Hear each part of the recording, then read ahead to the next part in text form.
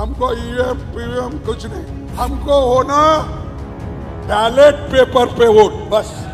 मैं आपको गारंटी देकर कह रहा हूं कि नरेंद्र मोदी जी ने इस किताब को नहीं पढ़ा है कि सही मायने में रक्षक भी हम हैं और हमने ही रक्षा की, ये बात हमको ध्यान में रखना चाहिए। ये अपने पार्टी के तरफ से एक मुहिम शुरू करना चाहिए। सभी लोगों को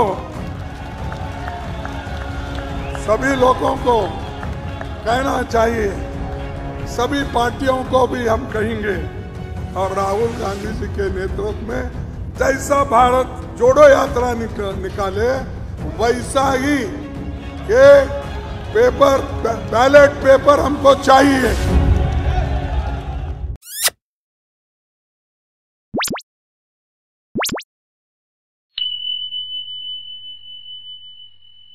नमस्कार, मैं मनमोहन मिश्र एक बार फिर आप लोगों के बीच।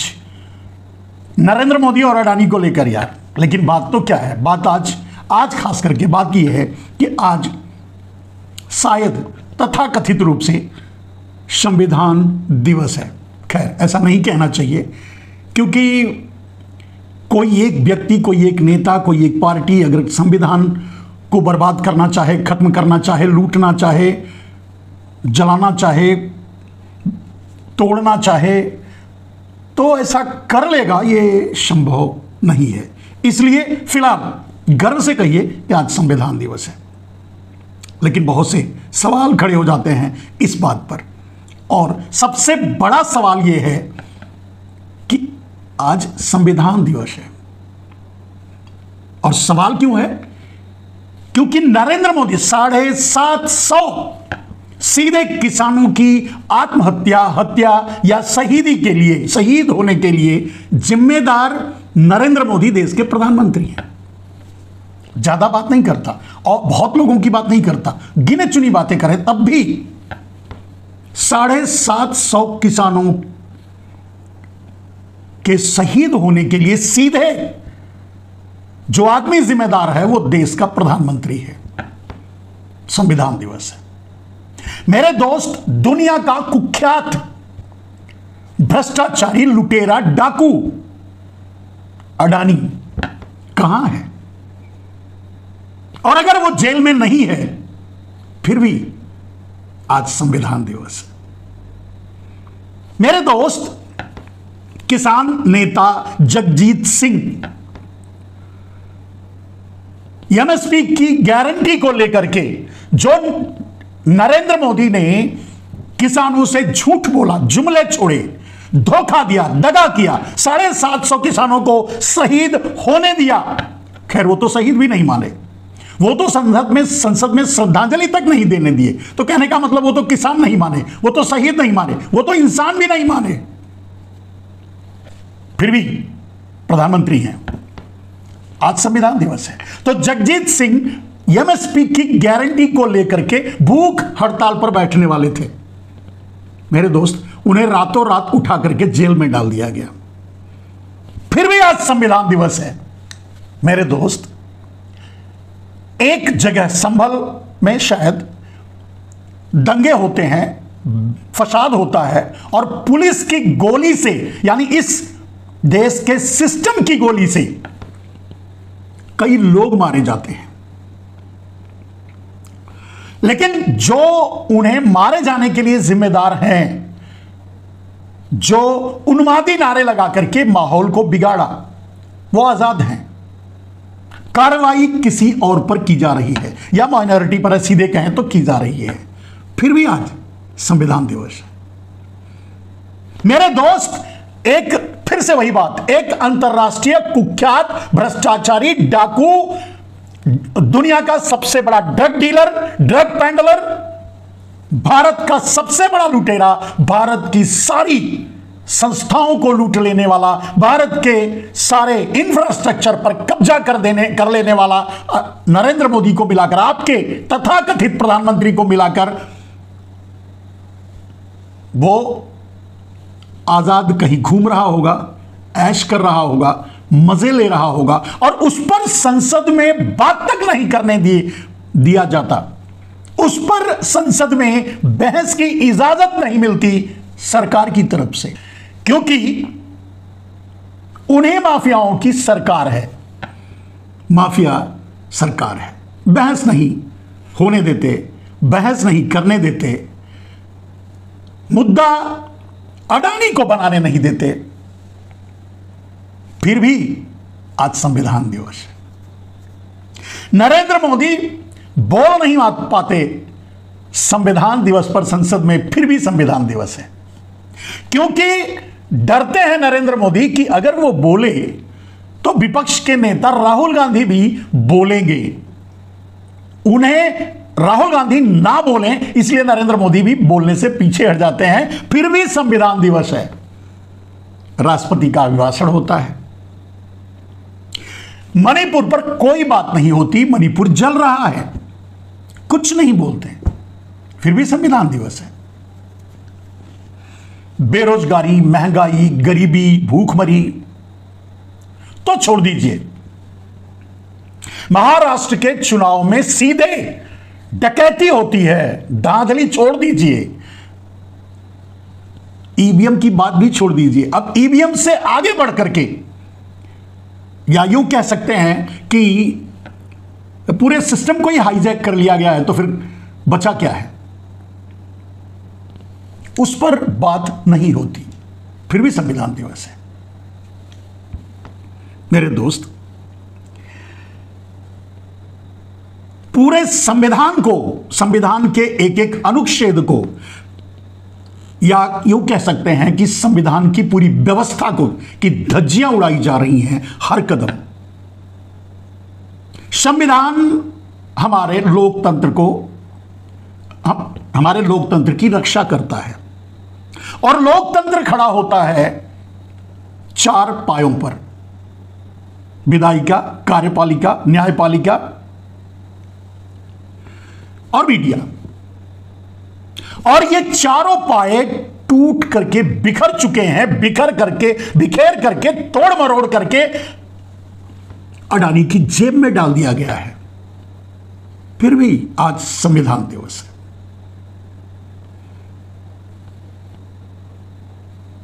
देश के 80 करोड़ लोग 5 किलो अनाज के लिए भीख की लाइन में खड़े हैं,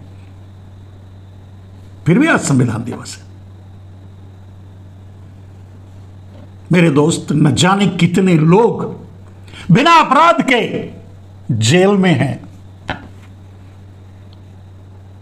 फिर भी आज संविधान दिवस है। आज संविधान दिवस है। संविधान का पालन करने के लिए नहीं, संविधान को अनुमोदित करने के लिए नहीं, संविधान के जरिए लोगों तक न्याय पहुंचाने के लिए नहीं, संविधान के जरिए लोगों को हक दिलाने के लिए नहीं, संविधान के जरिए न्याय करने के लिए नहीं, संविधान के जरिए लोकतंत्र की रक्षा करने, बचाने के लिए नहीं। लोकतंत्र तो मैंने बताया कि अडानी की जेब में पड़ा हुआ है, फिर भी आज संविधान दिवस है। गर्व कर सकते हैं। मैंने सबसे पहले यही कहा,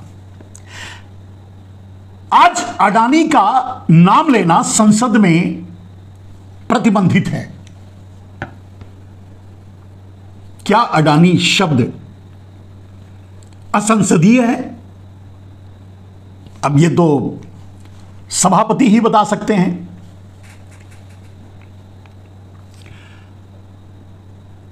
या फिर नरेंद्र मोदी अपने जुमलों के जरिए समझा सकते हैं आपको। अडानी का नाम लेने से पूरी भाजपा, नरेंद्र मोदी सहित पूरी भाजपा संसद में अडानी का नाम लेने से डरती है। फिर भी संविधान दिवस है। बहुत बड़ी पार्टी है भारतीय जनता पार्टी। अब समझ में नहीं आता कि अगर अडानी के बचाव में पूरी भारतीय जनता पार्टी, नरेंद्र मोदी सहित सब उतरे हुए हैं, और अडानी दुनिया का कुख्यात फ्रॉड है, और उसने दुनिया में जो फ्रॉड किया छोड़ दीजिए, उसने जितने फ्रॉड किए हैं सब भारत में किए हैं।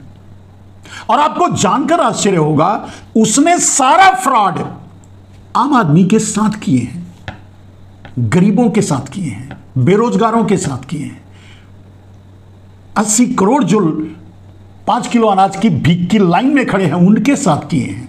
140 करोड़ देशवासियों के साथ किए हैं। और फिर भी भारतीय जनता पार्टी अगर अडानी के साथ खड़ी है तो भारतीय जनता पार्टी कौन है? नरेंद्र मोदी कौन है?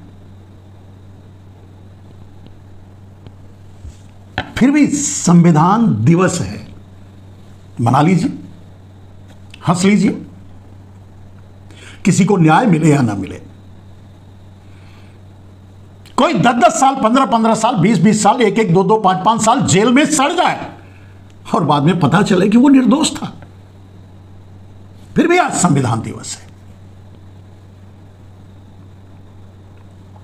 मेरे दोस्त, संविधान के साथ मैं नहीं समझता कि इस अमृत काल में नरेंद्र मोदी के कथनानुसार जितना भद्दा मजाक किया जाता रहा है और मजाक किया जा रहा है, शायद ही कभी हुआ।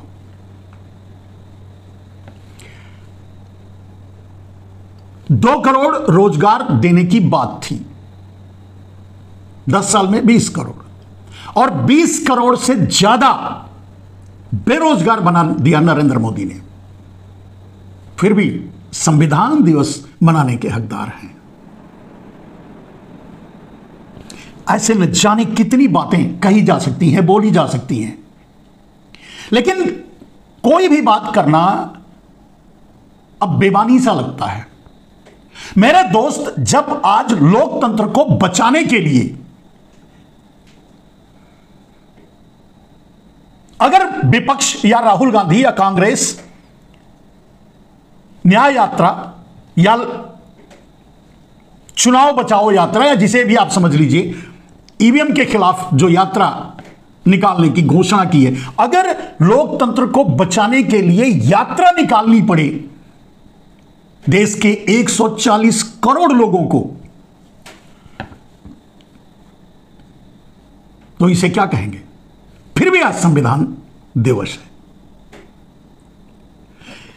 मेरे दोस्त, अगर महाराष्ट्र के चुनाव और हरियाणा के पैटर्न पर हुए महाराष्ट्र के चुनाव और आए हुए रिजल्ट को 2-4 उदाहरणों से भी समझने की कोशिश करें तो आपको समझ में आ जाएगा कि कितनी बड़ी डकैती, कितनी बड़ी लूट, लोकतंत्र की लूट, मतदान की लूट, जनादेश की लूट महाराष्ट्र में हुई है। वो समझने में आसानी होगी आपको, शायद आप समझ जाएं अगर 1-2 उदाहरण दें। एक आदमी कहता है, नाम लेने से क्या फायदा, एक आदमी कहता है कि मेरे बूथ पे, जिस पे मेरा घर है, मेरा परिवार है और मैं चुनाव लड़ रहा हूं, और कम से कम 4-6 वोट मेरे घर के ही हैं और मुझे 2 वोट मिले हैं, मेरे घर का ही वोट मुझे नहीं मिला, नहीं मुझे लेने दिया गया या नहीं पड़ा, मतलब क्या इतना बड़ा प्रमाण काफी नहीं है आपको? चलिए उससे बड़ा प्रमाण ले लीजिए। एक जगह संसद का भी चुनाव होता है और विधानसभा का भी चुनाव होता है। एक संसदीय क्षेत्र है जहां चुनाव होता है महाराष्ट्र में, एक संसदीय क्षेत्र है जहां चुनाव होता है महाराष्ट्र में। उस संसदीय क्षेत्र में 6 विधानसभा की सीटें भी आती हैं और दोनों लोकसभा और विधानसभा दोनों पर वोटिंग हुई है। लोकसभा में कांग्रेस जीत गई, विधानसभा में 6 की 6 सीटें भारतीय जनता पार्टी जीत गई या उसके अलायंस जीत गए। कैसे?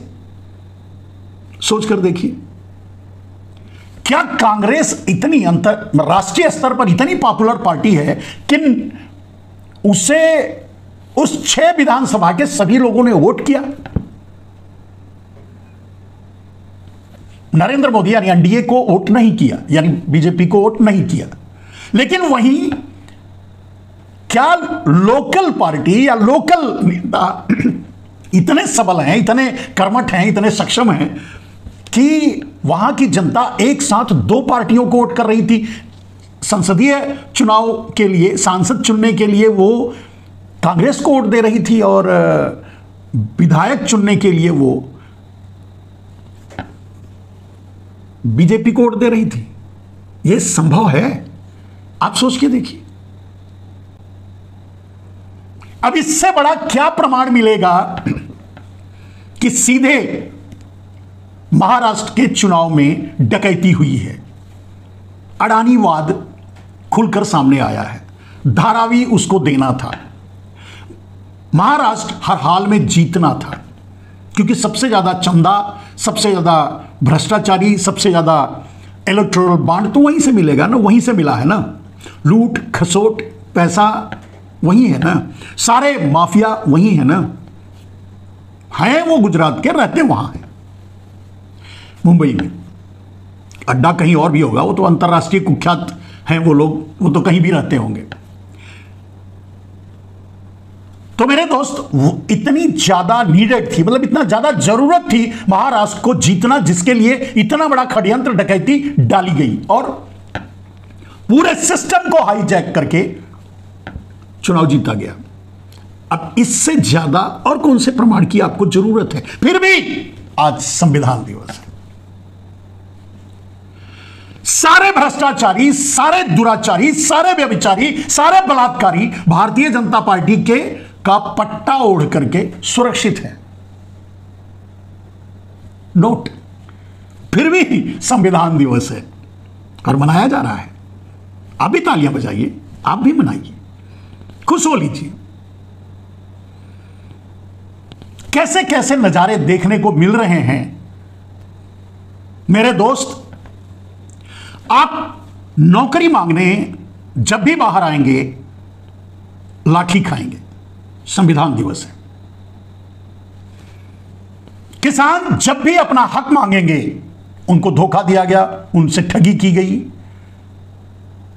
इनडायरेक्टली प्राइवेटाइजेशन के जरिए 3 किसान बिल लागू कर दिया गया।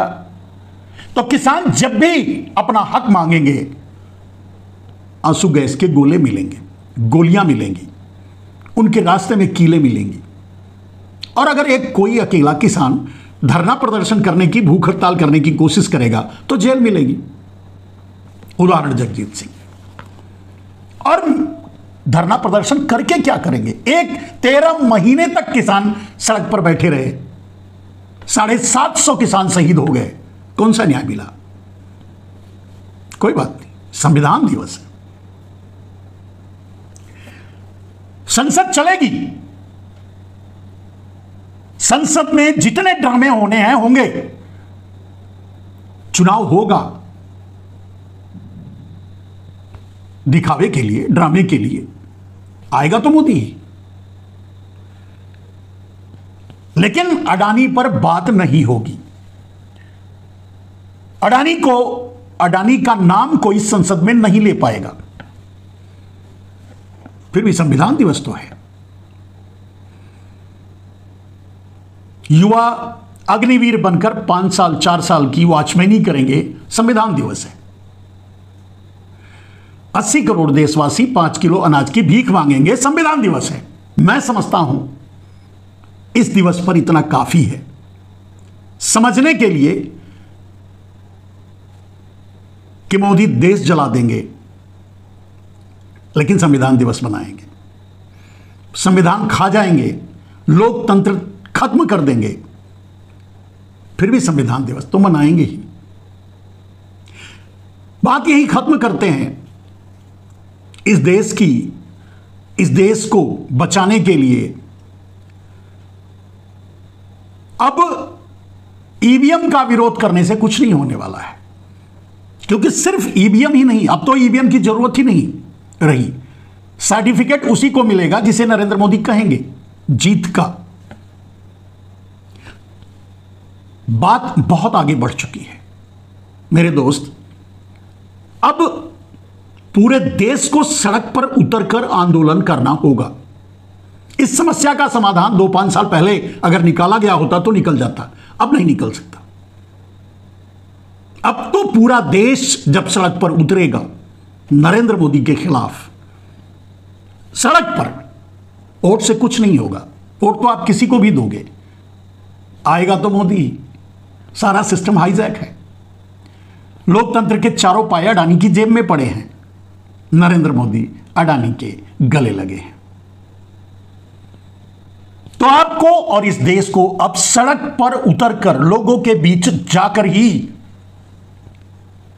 न्याय की उम्मीद लगानी चाहिए, या इस समस्या से का समाधान शायद मिले, इस देश को शायद बचाया जा सके। वरना तो यह देश एक बार फिर गुलामी की कगार पर आकर खड़ा हो चुका है।